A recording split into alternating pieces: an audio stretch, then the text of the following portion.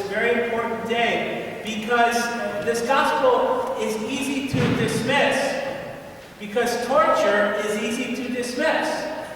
It's easy to dismiss torture, to not pay attention to it, to not attend to it, to not see it when it's happening. We would rather come to church and hear just good news, because after all, we see enough bad news on the TV. And what's good about hearing the story of an innocent man die on the cross?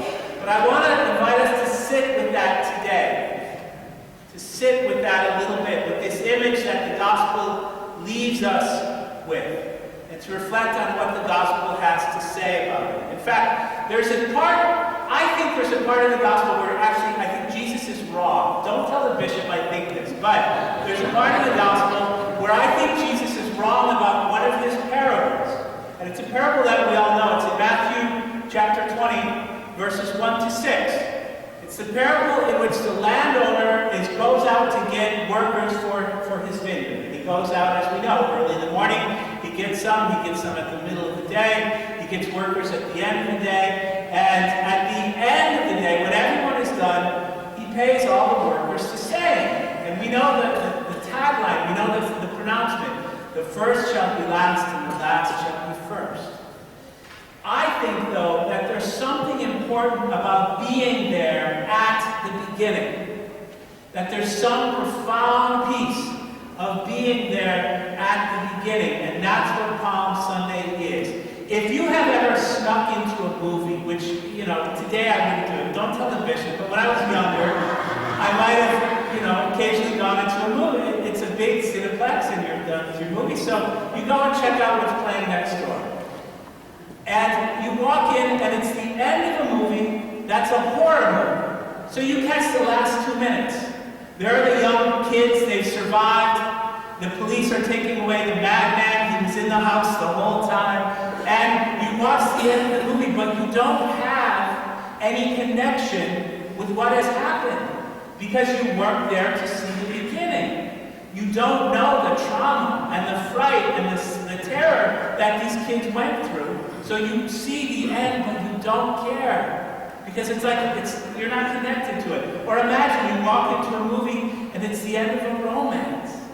And there the couple get on the plane to fly away happily ever after. God bless them. Their families are at home. Their families have been fighting with each other like Romeo and Juliet. And it's a triumph of love that they've gotten on the plane, but you don't care, because you haven't seen it from the beginning. You haven't seen the families fighting. You don't know what was at stake for them to have reached this miraculous moment. You have just walked in. You have to start from the beginning for the story to have power. You have to be there to see the payoff, to realize the glory and the triumph. Otherwise, it is cheap grace, as Deacon Bonhoeffer says. It's cheap grace. And so today we are sitting down for the first part of this movie. We are sitting down at the beginning on Palm Sunday. I don't want to ruin the ending for you.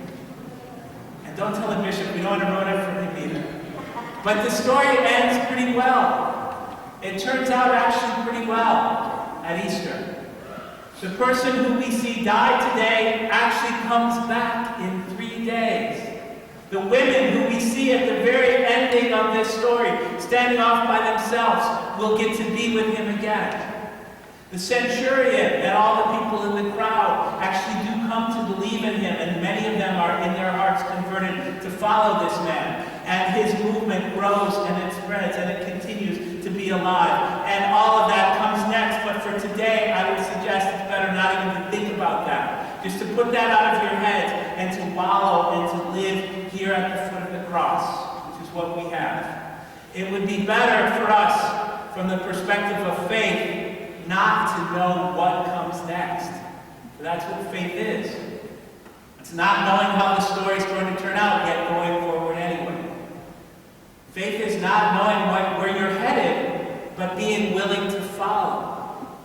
Faith is watching the death of your dream on a cross, yet still coming back day after day to the tomb to anoint his body, because he said he would come back. And you just know that will happen, even though you've just seen him die.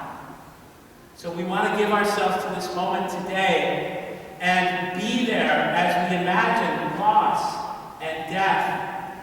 I invite you to be there at the foot of the cross with your doubts.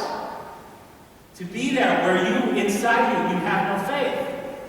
To be there where inside you have great fear, and you have great terror. And don't turn your eyes away from that. And don't run back home. And don't try and disappear. Don't check out to be present to that. Because the world around us is living in this same place with us. The world around us waits for Easter. Refugees from wars, people in war-torn lands, children who are in Springfield going to bed tonight without food, anxious parents who are wondering how they're going to pay their bills, waiting for Easter. Men and women and children living with cancer and AIDS, waiting for Easter. People in one way or another, we are all waiting for something. We're all waiting for Easter. So today we pause with the world around us and with our hearts open, and we sit here and we stand here at the foot of the cross, for we don't quite know what will come next, but we are invited to have faith, to have Easter be something, because today we are stuck at this cross.